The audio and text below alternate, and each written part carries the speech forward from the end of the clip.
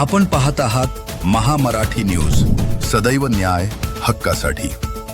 रथसप्तमीच्या पावन पर्वानिमित्त अन्नपूर्णा ग्रुपच्या संचालिका सुषमा परांजपे यांनी एक अत्यंत अभिनव आणि प्रेरणादायी उपक्रम राबवला। या उपक्रमात आदित्य हृदय स्तोत्राचे सामूहिक पठण आणि त्यांचे सखोल विवेचन करण्यात आले, ज्यामुळे अध्यात्म आणि सकारात्मकतेचा महत्त्वपूर्ण संदेश समाजात पोहोचला।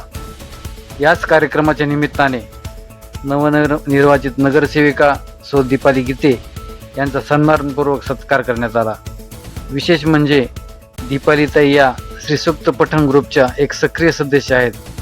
अशा उपक्रमामुळे महिलांचा सहभाग वाढतो, संस्कृती जतन होते आणि समाजात सकारात्मक विचारांची चळवळ उभी राहते। या कार्यक्रमाच्या निमित्तानं सौ दीपालीताई गीते यांनी आपलं मनोगत व्यक्त केलं।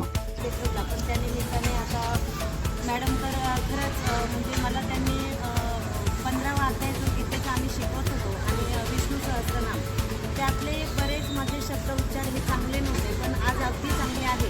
मी देवपूजा करताना ऊर्ध्व मूल मतशाखम अश्वत्थ प्रावरव्य म्हणजे इतकं कुठे थांबायचं, कुठे जोर द्यायचा, कुठे काय करायचं हे सगळं मी त्यांच्याकडनं शिकले।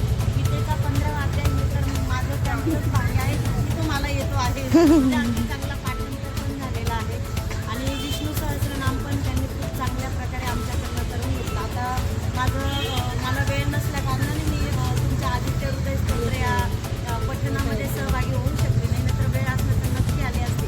पण तुम्ही सर्वांनी इतकी मोठी जबाबदारी माझ्यावर टाकली आहे की अधिकाधिक मताधिक्यांनी मला निवडून दिलं आणि आज प्रत्येक वृत्तपत्रात जे माझं नाव झळकतं आहे ते प्रभाग 1चे प्रत्येक मतदार त्या विजयाच्या गुलालाचे हकदार आहात तुम्ही सगळे। आपण पाहत आहात महामराठी न्यूज, सदैव न्याय हक्कासाठी।